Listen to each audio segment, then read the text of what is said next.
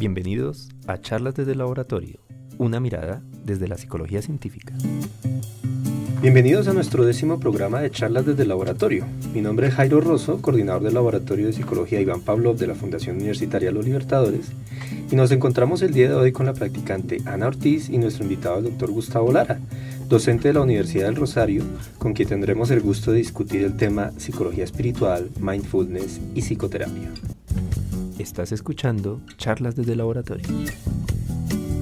Bueno, buenas tardes.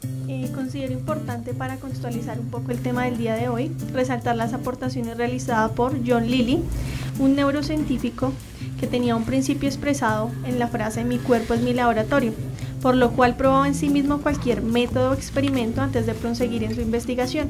Trabajó en la Universidad de Pensilvania explorando el psicoanálisis, estudiando las estructuras físicas del cerebro y buscando dónde se escondía el llamado yo consciente.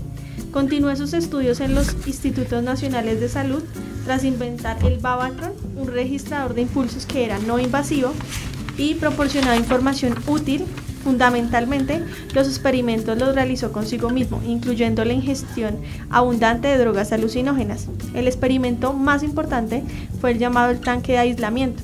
Consistía en una bañera insonorizada con una suave iluminación con agua a 37 grados centígrados y una alta concentración de sales que diseñó a mediados de 1954 para estudiar la deprivación sensorial. Pasaba largas horas flotando en una de ellas y decía que la mente se activaba allí de formas sorprendentes, mostrándole imágenes plenas de colores, memorias, sueños despiertos y un nivel atípico de conciencia, incluyendo sentir que estaba en contacto con otros seres inteligentes. Actualmente es utilizado el método en varios lugares del mundo, ya que permite conocer una experiencia única donde la mente humana puede lograr cosas grandiosas.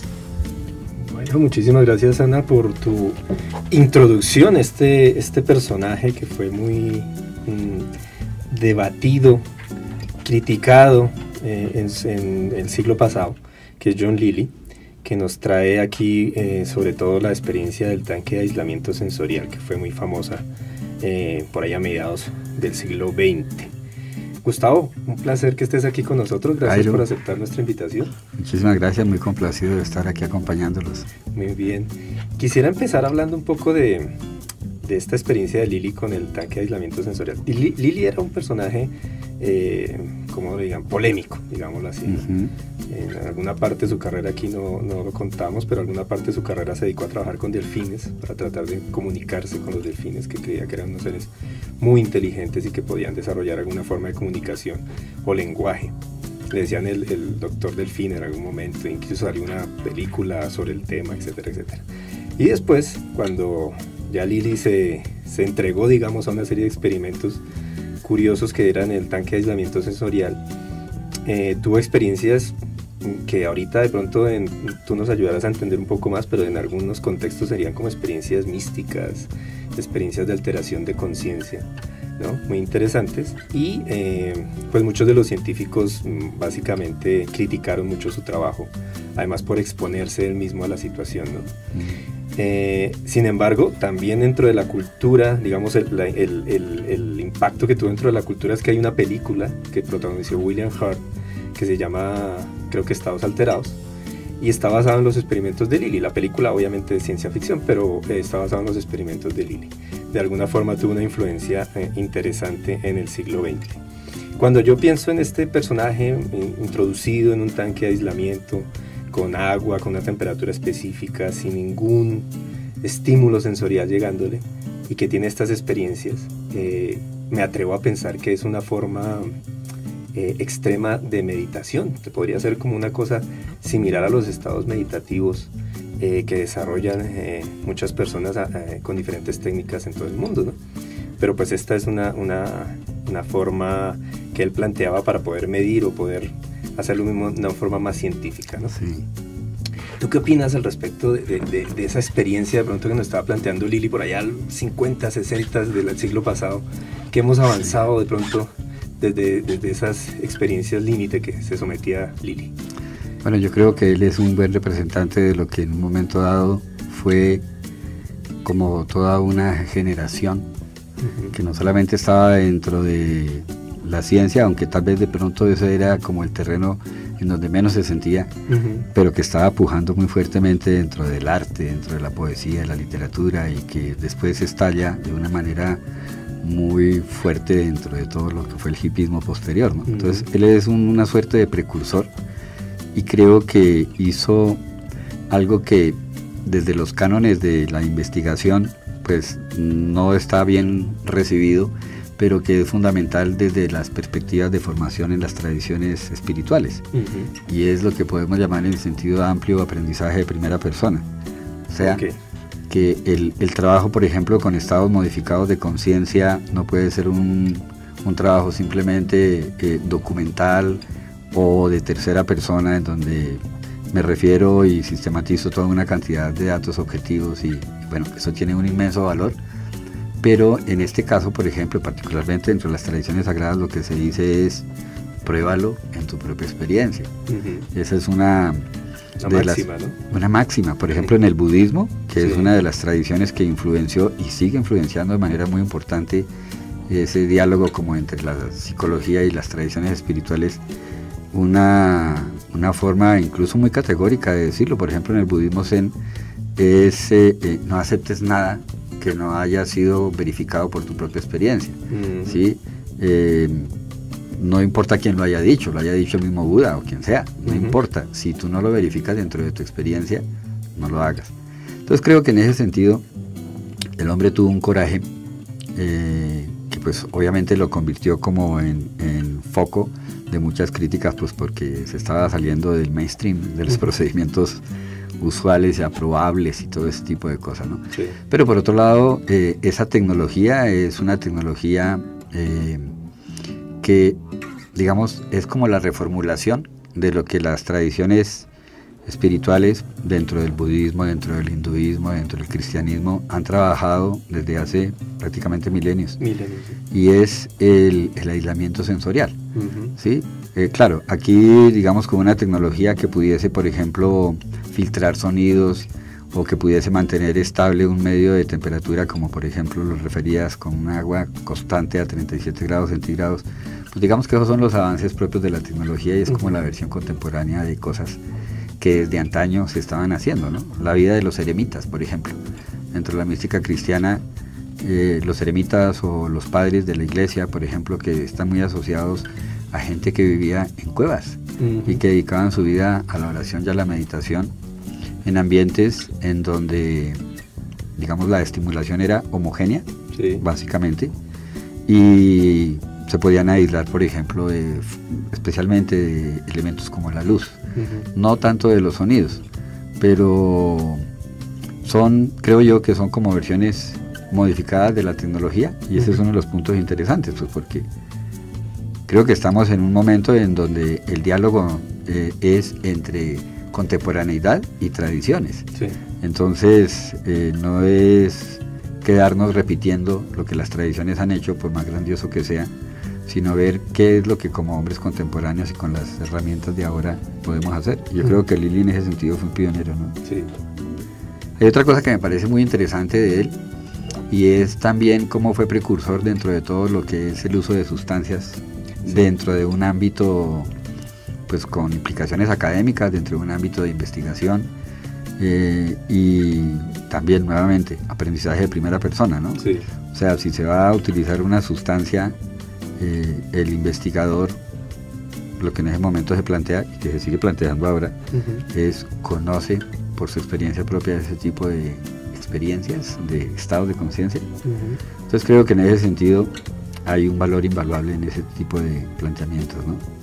Y hay un tercer punto que me parece bien interesante y que es muy oportuno en lo que nos mencionaba Ana, y es que dice: mi cuerpo es mi laboratorio. ¿Sí? Y creo que ahí hay un referente también, no solamente a lo que pudiese uno llamar la experiencia de primera persona, o sea, si yo quiero estudiar esto, voy a meterme dentro de la experiencia, mi laboratorio personal, sino que también hay una serie de elementos que desde las tradiciones muy antiguas, como por ejemplo en el budismo original, el budismo que llamamos el budismo Theravada,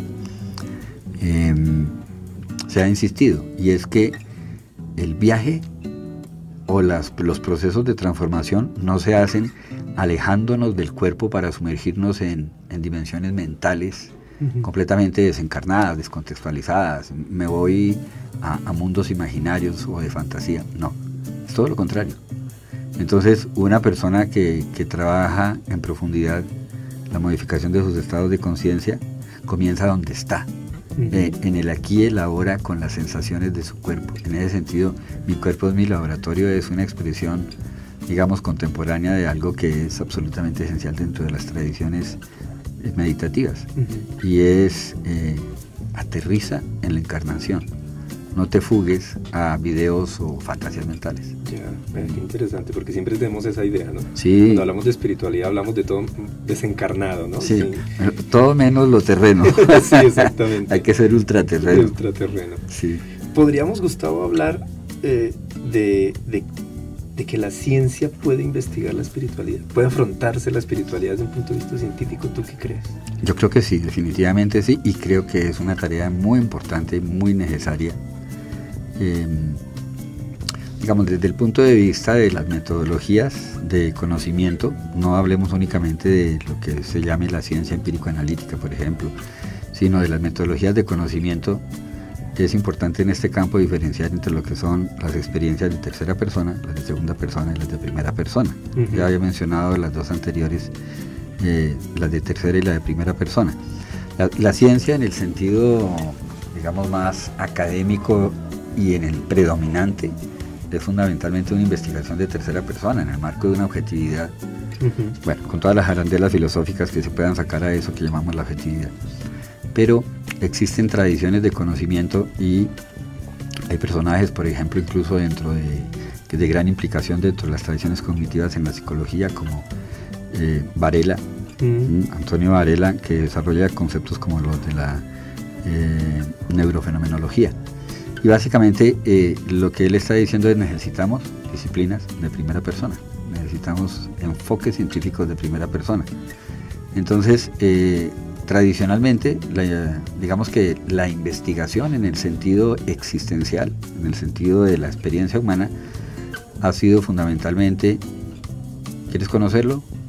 Sigue estas instrucciones. Ahí están unas instrucciones de tercera persona. Las comunidades de saber intersubjetivas generan, por ejemplo, lo que llamamos prácticas de transformación o modos de acercarse a ciertas posibilidades de conciencia. Por ejemplo, la oración o formas de meditación, y aparecen toda una serie de sistematizaciones que lo generan comunidades de saber. La persona, cada una, digamos, como caso individual, hace su trabajo en términos de primera persona. Sí. Entonces desarrolla en su laboratorio fenomenológico, en su interioridad subjetiva, las experiencias correspondientes y bueno, tiene un campo de vivencia. Pero la ciencia, desde una aproximación de tercera persona, me parece que es tan importante como las otras dos, en el sentido en que, por ejemplo, ahorita una de las cosas que a mí me parece grandiosas es todo lo que son las neurociencias contemplativas, ¿sí? La neuroteología, algunos la han denominado así. A mí me parece que digamos, cubre un espectro más amplio a hablar de las neurociencias contemplativas, en el sentido en que lo que decimos es: bien, si hay modificaciones de conciencia, ¿cuál es el sustrato biológico, fisiológico? Cerebral. Sí, exacto, que puede verificarse, ¿no es cierto? Sí.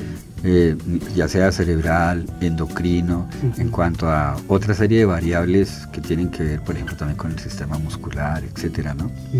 Entonces, en ese sentido, yo creo que lo que es posible en el campo que está emergiendo ahorita es que las tradiciones se cuestionen, se enriquezcan, se reafirmen. Todo eso es posible mediante una ciencia bien practicada, que, por ejemplo, sepa escoger exponentes adecuados, porque, por ejemplo, las tradiciones de transformación de conciencia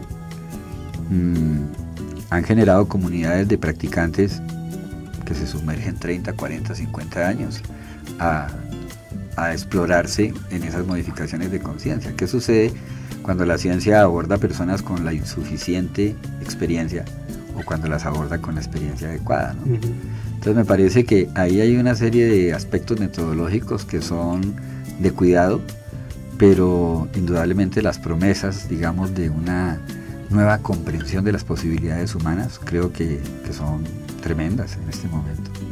Por ese diálogo, ¿no? Sí. Entre espiritualidad y sin embargo sigue habiendo ciencia. como mucha reticencia en muchos sectores de la ciencia en general, como para enfrentarse a estos temas, ¿no? Sí. Y de pronto cuando se habla de alguna propuesta en ese sentido, la gente se extraña, pero ¿qué hace la ciencia como abordando la espiritualidad? Pero parece que ya tenemos como la madurez como para empezar a abordar ese tipo de temas, creo yo. Y la tecnología también nos ayuda mucho más que hace un siglo, digo yo. Y yo creo que también ahí hay un cuestionamiento a lo que son como las líneas de pensamiento predominante y las estructuras de poder que en un momento son las que manejan, por ejemplo, los fondos para financiar investigaciones, ¿no? Pero una cosa que es súper interesante es que, por ejemplo, las grandes universidades del mundo, por ejemplo Harvard, tiene centros para el estudio de las religiones y tiene, digamos, no solamente lo que es las aproximaciones como de corte cultural, social a ese fenómeno complejo de religiones, espiritualidad, sino que con gran frecuencia hacen asocio con laboratorios en donde están trabajando desde tecnologías como estas contemporáneas de, digamos, el escáner o la resonancia magnética funcional, etcétera. ¿Cuáles son las modificaciones físicas? ¿Sí?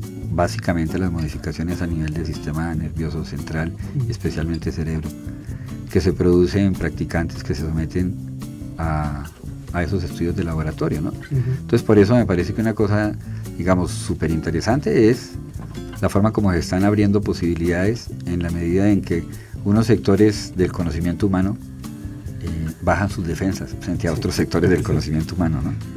Y como que... Sí, se caen como los tabúes, ¿no? Porque exacto. Ha sido un tabú durante mucho tiempo trabajar un tema como este. Sí, y yo creo que ahora es una necesidad porque, por ejemplo, este tipo de estudios pueden aportar una enorme cantidad de cosas en temas como la convivencia ciudadana o en temas como la educación, en los procesos de reintegración o de recuperación de salud y obviamente en todo lo que tiene que ver con la mejora de una calidad de vida para todas las personas, ¿no? Sí. ¿Tú crees en ese sentido que podemos hablar de una psicología o hay una parte de la psicología que se puede llamar psicología espiritual que está interesada en estudiar este tipo de fenómenos, en abordarlos desde diferentes visiones de las psicológicas? Sí, y creo que, digamos, frente a eso, pues yo veo dos dimensiones. Una es que a veces necesitamos, como por necesidades lógicas o necesidades de delimitación de nuestras estructuras mentales, encerrar como en ciertos paquetes, ¿no? A veces la necesidad de crear, por ejemplo, un campo específico delimitado como puede ser lo espiritual. Algunos hablan de psicología mística, otros hablan de psicología personal, otros hablan de psicología transpersonal, etcétera. O sea, esos ensayos se vienen dando ya desde hace, básicamente desde la época de esto que leímos de Lilly. Sí, Lilly fue uno de los precursores, pero esto va a estallar fundamentalmente primero con el humanismo y luego más adelante con un descendiente del humanismo que es lo transpersonal, que estalla académicamente en la comunidad gringa en los 60. Pero desde tiempo atrás ya se venía hablando también de eso y yo creo que ahorita estamos indudablemente en una revalorización del concepto de espiritualidad entendido ahora más bien dentro de un marco laico, ¿sí? Porque pues yo creo que esa es una diferenciación afortunada. La religión no es de ninguna manera esa parte del saber humano que monopolice la espiritualidad.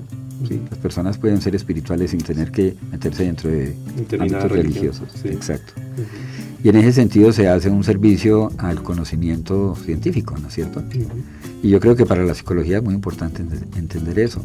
Y las señales que yo veo son bastante positivas en ese sentido, ¿no? A mí, por ejemplo, me llama la atención que la APA, si no estoy mal, en el 2003 comienza a publicar ya materiales sobre psicoterapia de espiritualidad, por ejemplo, ¿sí? Y el tema de espiritualidad asociado a psicología ha crecido dentro de mainstream, ¿sí? No solamente dentro de digamos, comprensión del mundo psicológico que se tiene en Estados Unidos, sino también en Gran Bretaña, por ejemplo, que tiene una fuerza también muy, muy importante, en Francia. Y yo creo que pues, no importa tanto la denominación que se dé, si es un campo específico o es más bien como un terreno que cualquier psicólogo debiera indagar, porque eso forma parte de la vida psíquica. ¿Sí? Que esa es como la segunda perspectiva que a mí me parece interesante.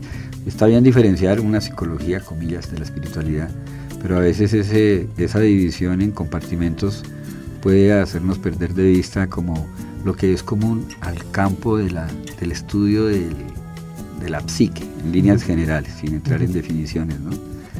Y es evidente que los seres humanos tenemos una dimensión, llámese espiritual, así como tenemos una dimensión física o una dimensión mental.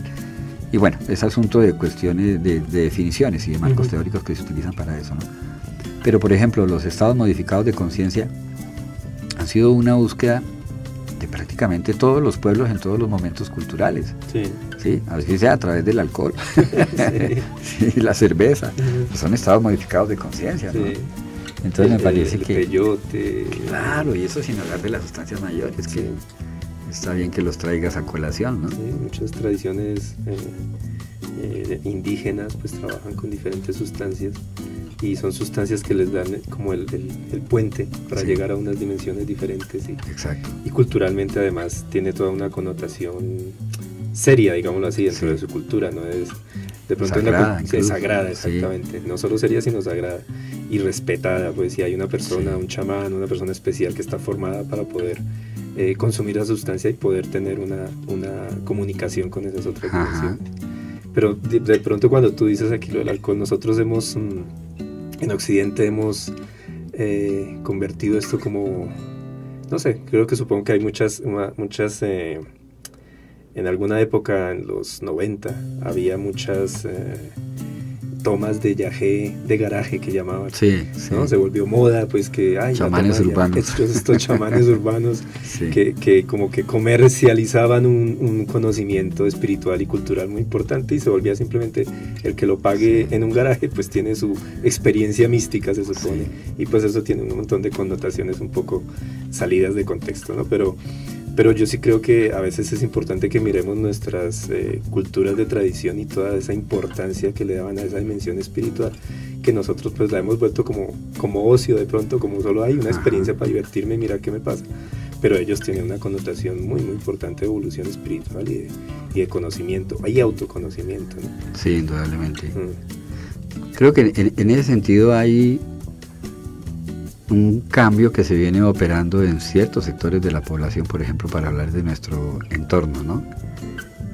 Primero, hay cada vez más personas que están explorando como dimensiones modificadas de conciencia, sea con sustancias o sin sustancias, pero que lo ven como una búsqueda de sentido, de conexión con una totalidad que los trasciende.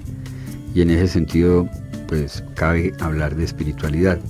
Pero muchas de esas personas no se sienten religiosas. Entonces como que están de alguna manera reclamando algo que es inherente a una sensación, digamos, como de la fragilidad y de la grandeza simultáneamente de nuestra existencia, ¿no? Sí.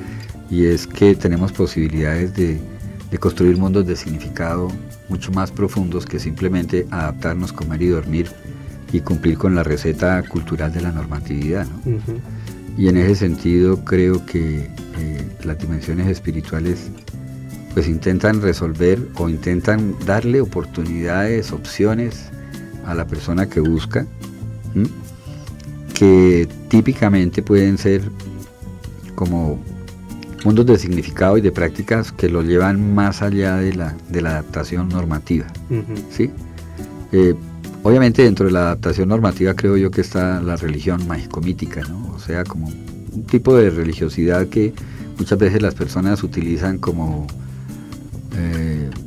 un sello que los define, pero que en últimas no es algo trascendental o de gran influencia dentro de su vida, ¿no? Sencillamente, pues, si hay que ir a misa, pues voy a misa, y si hay que comulgar cuando de vez en cuando, sí, entonces voy y cumplo. pero estamos hablando de una dimensión que puede ser mucho más profunda dentro de la vida religiosa y espiritual de las personas. Un significado más fuerte, Exacto. más potente, ¿no? Sí. Quisiera pasar tú nombraste hace un momento lo de la psicoterapia y espiritualidad. Sí. Recuerdo que por allá también en los 60, Stanislav Grof empezó a hacer psicoterapia con el LSD antes de que lo prohibieran como una droga peligrosa pues en Estados Unidos y todo esto. Y él encontró que con las diferentes dosis que podía manejar en los pacientes, el consumir el LSD les daba una apertura de conciencia que podía trabajar diferentes conflictos personales e individuales y desarrollar una psicoterapia, ¿no? Ahora, ¿cómo se está manejando esto de psicoterapia y espiritualidad? ¿En qué sentido se está llevando a cabo? Yo diría que hay ahorita básicamente como dos tendencias fundamentales. La veda de la aplicación de sustancias dentro de la psicoterapia se levantó hace como 2 años. Y ahorita otra vez se está volviendo a investigar y pues como que se han venido sistematizando en ciertas partes los requisitos para que una persona pueda hacer terapia psicodélica, como lo suelen llamar, ¿no? Sí. Entonces hay una dimensión en donde efectivamente el uso técnicamente se les llama enteógenos, ¿no? LSD, mezcal, peyote, MDA, etcétera, ¿sí? Se puede utilizar bajo contextos muy regulados. Ahora podemos hablar un poquito más de eso, pero hay otra dimensión que tiene que ver con psicoterapia y espiritualidad que no utiliza para nada ese tipo de sustancias. En sentido amplio, hablamos de prácticas de transformación. Cuando nos acercamos hacia estos temas, lo que vemos es que, por ejemplo, las tradiciones han desarrollado caminos muy sofisticados de transformación de la conciencia. Sí, a eso se les llama prácticas de transformación o se les llama también tecnologías de lo sagrado. Y un psicoterapeuta que se lance al terreno de trabajar con lo espiritual, pues debe conocer tecnologías de lo sagrado o prácticas de transformación que abran la posibilidad de vivenciar lo transpersonal dentro de los consultantes, y obviamente tiene que conocerlo por su propia experiencia, ¿sí? Entonces, en ese sentido, hay como esos dos grandes terrenos para hacer la psicoterapia vinculado a lo espiritual, si entendemos lo espiritual básicamente como esa posibilidad de universos de significación que se le abren a las personas en un sentido de participación básicamente dentro de totalidades que son mucho más extensas que su piel o que su interés egocéntrico, y que tienen que ver también con otra cantidad de cosas. Por ejemplo, la forma como uno entiende la identidad, ¿sí?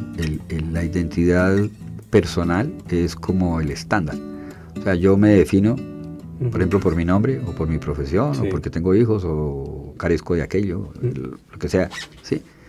Pero hay unos niveles en donde eso se puede trascender, y lo que siento es que esto no tiene que ver ni con mi género, ni con mi clase social, ni con mi educación, sino que hay una conciencia aún más fundamental de ser. ¿Sí? Y eso es lo que han indicado fundamentalmente las tecnologías de lo sagrado y las tradiciones espirituales. Descubrir el ser que está más allá de la máscara de la persona. Y ese es uno de los enfoques fundamentales al trabajar dentro de una psicoterapia centrada en lo espiritual, que se amiste, digamos, con las tecnologías de lo sagrado. Me hace recordar una entrevista que le hicieron a Daniel Goleman, sobre la aplicación de diferentes estrategias de meditación para los colegios, para hacerlo con estudiantes en colegios en Estados Unidos, ¿no?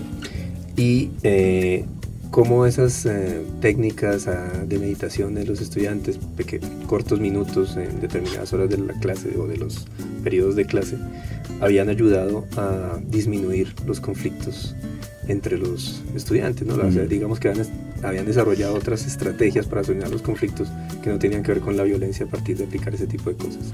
¿Será que esa conexión que tú hablabas, trascendente, nos facilitará relacionarnos con el otro? Yo creo que sí, indudablemente. Pero me parece que hay un efecto que incluso se da antes de que uno sienta esa eventual conexión con lo trascendente, ¿no? Y es que, por ejemplo, ciertas técnicas de meditación, como lo que se ha puesto muy en boga, que es el mindfulness, dentro de distintos contextos, particularmente, por ejemplo, dentro de la educación, pueden generar efectos incluso en cortos periodos de tiempo y con procesos de meditación también cortos. ¿Sí? Hay estudios, recientemente, el año pasado, a finales del año pasado, Goleman y Richard Davidson, ¿sí?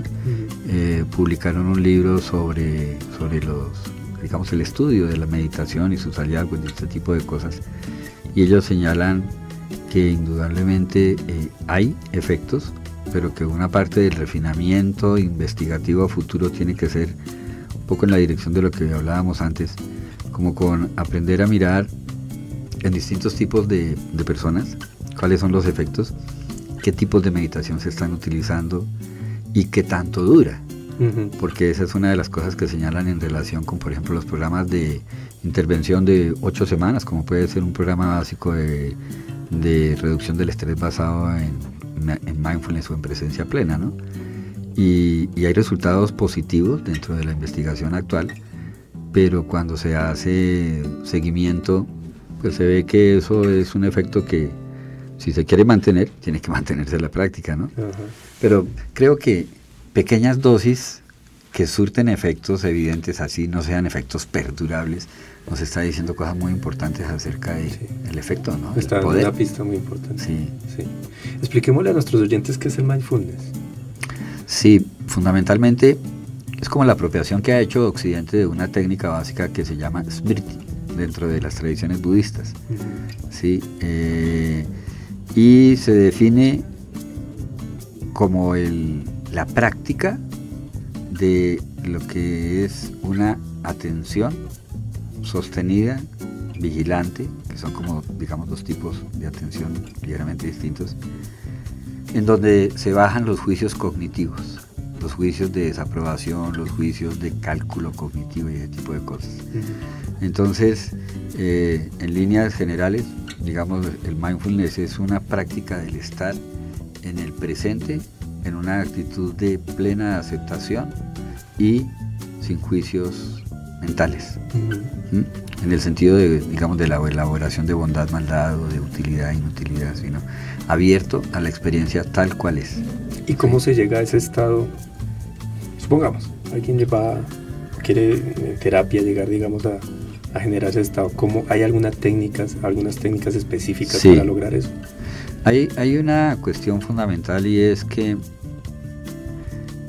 se reconoce lo que se llama la mindfulness disposicional, que es como una cualidad inherente que todos tenemos, ¿sí? De estar presentes, y que uno puede ver, por ejemplo, en los niños de una manera natural, y que nosotros la tenemos también de una manera natural. Sin saber nada de esto, podemos estar absolutamente presentes cuando estamos asombrados, por ejemplo, por una experiencia estética. Es una de las cosas más extraordinarias dentro de los fenómenos de fusión que la conciencia de una persona puede tener, ¿no? Vemos un atardecer en el mar, por ejemplo, y evidentemente puede ser tan arrobadora la experiencia que en ese momento estamos plenamente conscientes de lo que estamos presenciando y no hay ruido mental.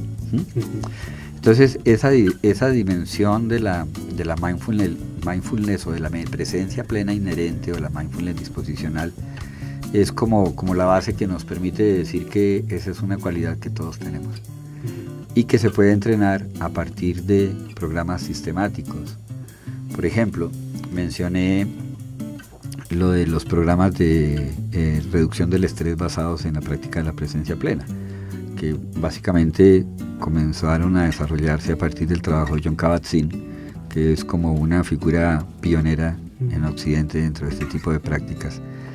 Y aquí las tecnologías o las prácticas de lo sagrado que se implementan son diversas, porque por un lado tiene que ver con una preparación del cuerpo. Volvemos a lo de Lili y el laboratorio del cuerpo, que es, por ejemplo, un yoga básico que le permita a uno darse cuenta de sus estructuras de tensión, de sus formas de movimiento o de sus posiciones, y es como una conciencia de embodiment, de encarnación, que se puede sutilizar. Esa es una primera cosa.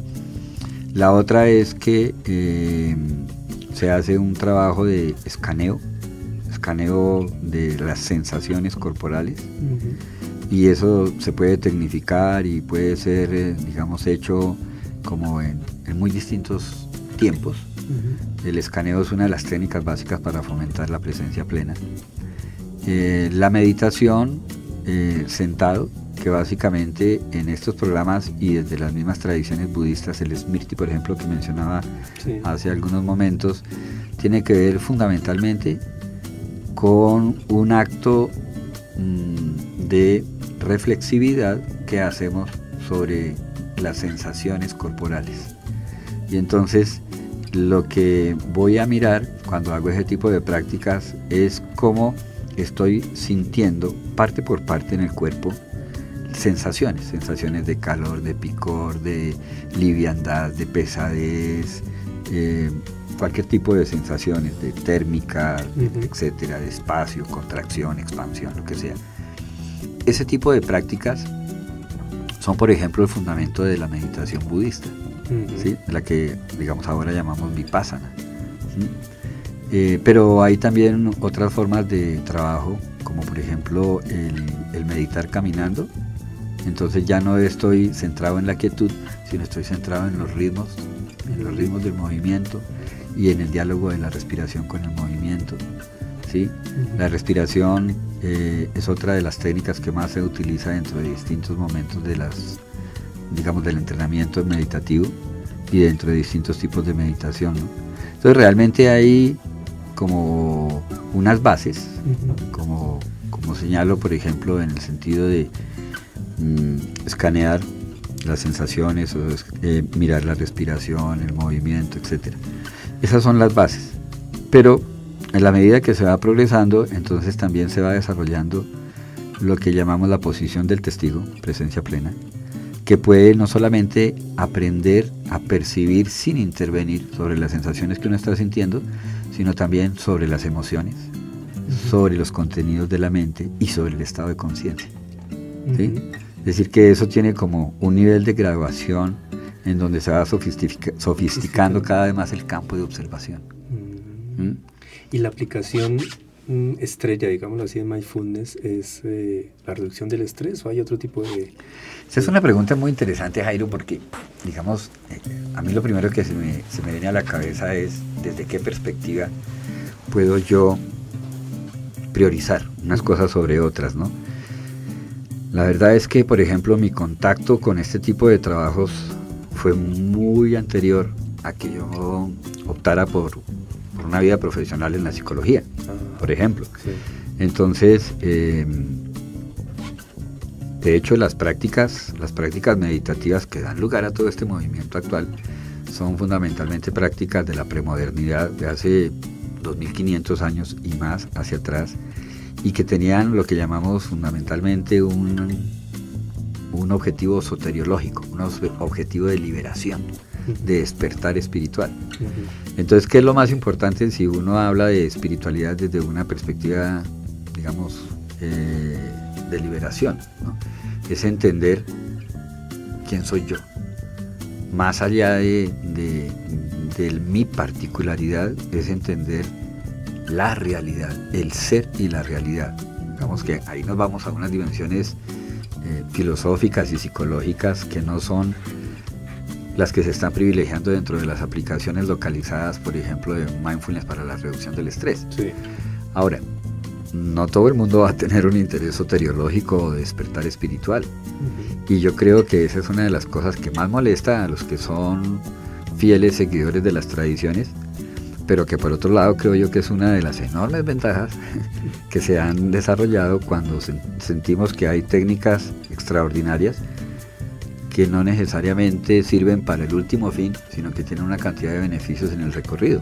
Vale, sí. ¿Sí? Entonces, por ejemplo, disminuir la cuota de dolor psíquico o de dolor físico, porque, por ejemplo, una de las cosas fundamentales del mindfulness de las sensaciones es que nos enseña mucho sobre ciertas experiencias de nuestra cotidianidad como el dolor, la angustia, ese tipo de estados que son pues estados tanto físicos como psicológicos, porque nos invita a aprender a mirar y en un momento darnos cuenta, por ejemplo, de que tenemos un mundo de construcciones mentales que es bien distinto de lo que específicamente estamos sintiendo en el cuerpo. Pongo un ejemplo concreto.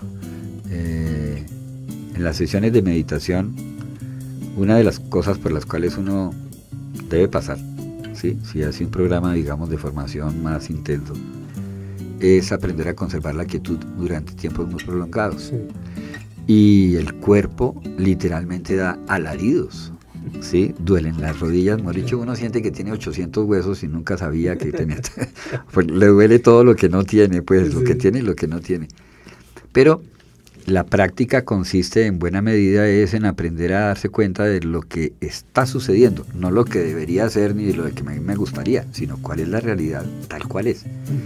Y entonces cuando tú, por ejemplo, tienes un dolor de rodilla y entras a mirar, a escanear con profundidad, con una conciencia atenta, sostenida, ese dolor de rodilla, no hay tal cosa como dolor.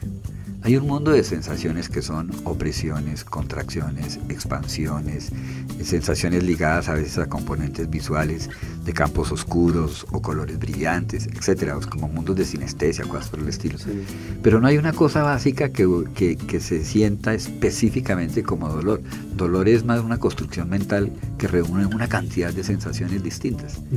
Entonces cuando el meditador está muy metido dentro de su práctica y está, digamos, con una cierta cualidad de presencia ya desarrollada, cualquier experiencia de esas es perfectamente sostenible, no desbarata emocionalmente e incluso suceden cosas muy raras, y es que de un momento a otro se puede desaparecer lo que uno estaba sintiendo como que, uy, ya me va a dar el ataque cardíaco, y de pronto no pasó nada, ahora me siento como volando, pues, ¿no? Ligero.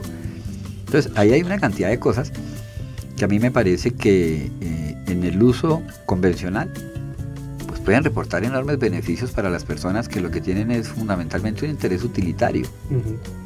Y para mí, yo respeto mucho las tradiciones y soy un estudioso de las tradiciones, pero no creo que uno tenga que hacer un mito de nada. ¿Sí? Las tradiciones son cuestionables, entre otras cosas, porque fueron producidas dentro de contextos socioculturales, políticos, económicos particulares. ¿Sí?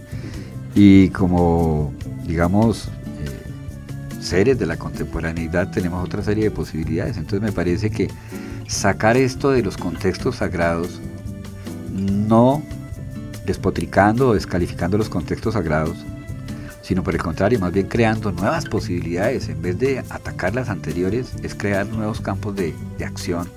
¿Sí? Yo creo que es un gran servicio que se le hace a la humanidad en sentido amplio, ¿no? Sí. Tiene un valor per se. Uy, y no, sí. No necesariamente si se llega hasta el final, digamos, en Exacto. En esa escala sí. de espiritualidad y de búsqueda del ser, ¿no? Sí. Yo creo de todas maneras que yo utilizo una analogía, y es que para mí la meditación, sea mindfulness u otro tipo de meditación, es como que uno tenga un Fórmula 1 con 7 o 8 cambios hacia adelante, pero uno no sabe de esos cambios y entonces solamente lo anda hasta segunda, porque no tiene ni idea que existe quinta, sexta, ¿sí? Pero pues le sirve de maravilla andar en primera y en segunda, ¿no? Sí, yo creo que eso es. Vale. Sí. ¿Tú cuál crees que es el futuro? ¿Hacia dónde va este campo de la psicología y este campo de conocimiento sobre la espiritualidad? ¿Qué nos queda? ¿Para dónde vamos? Bueno, yo creo que necesitamos como una confluencia de factores, ¿no? Una de las cosas es que las distintas disciplinas puedan escucharse un poco más entre sí, bajando los ismos y las barreras mentales que a veces nos vuelven sistemáticamente sordos frente a otros lenguajes, ¿no? Sí.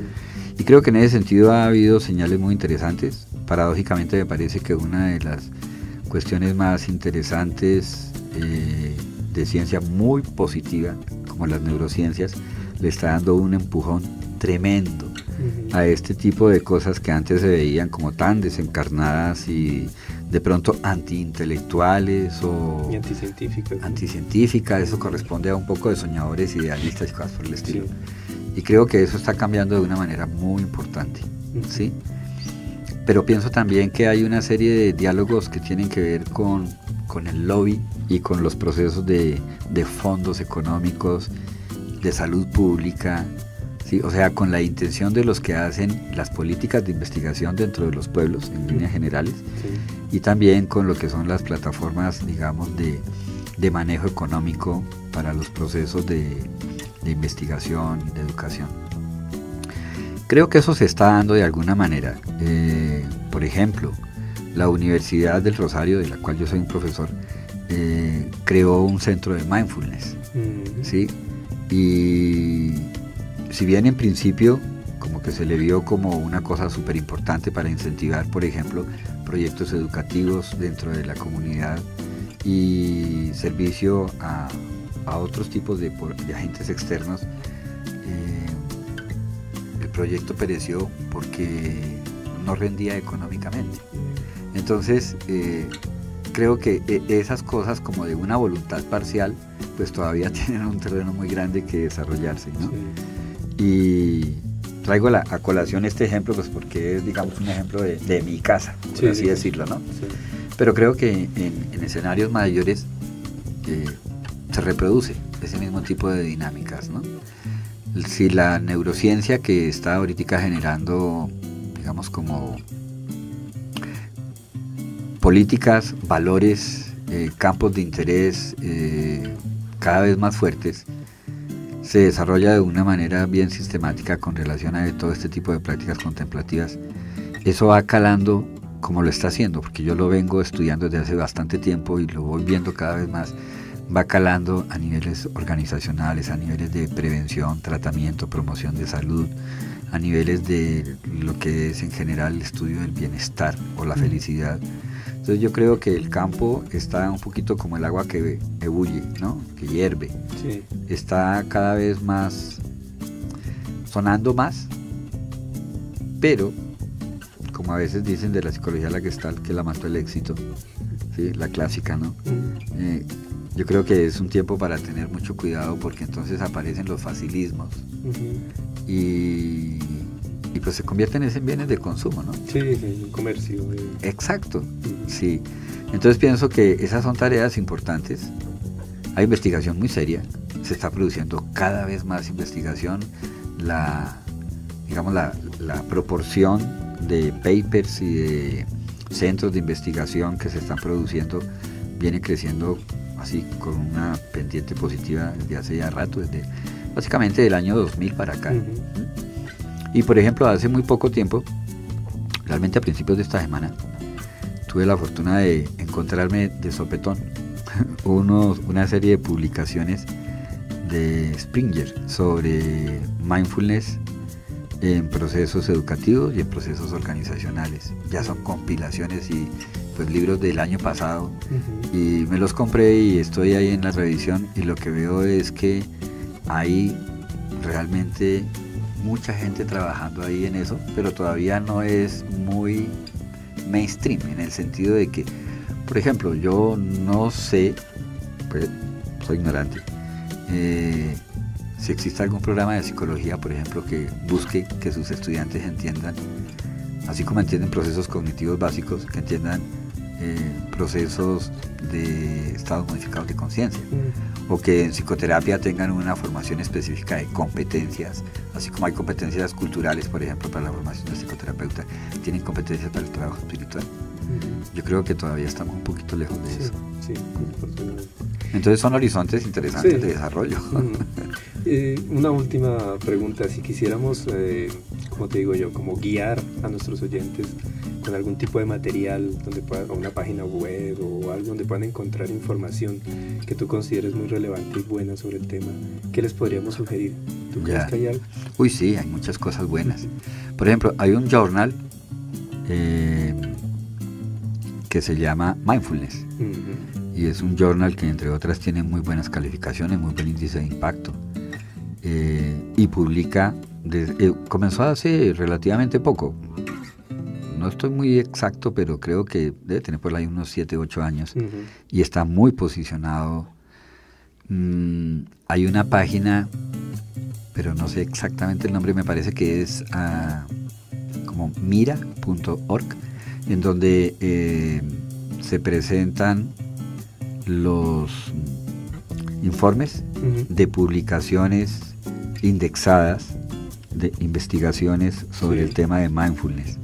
O sea, creo que ahorita se están haciendo esfuerzos muy interesantes y consistentes por sistematizar este tipo de información y que la investigación no se quede por allá únicamente para el campo de los eruditos, sino que circule, y de alguna manera también como todo el trabajo translacional de poder llevar eso a aplicaciones concretas, ¿no?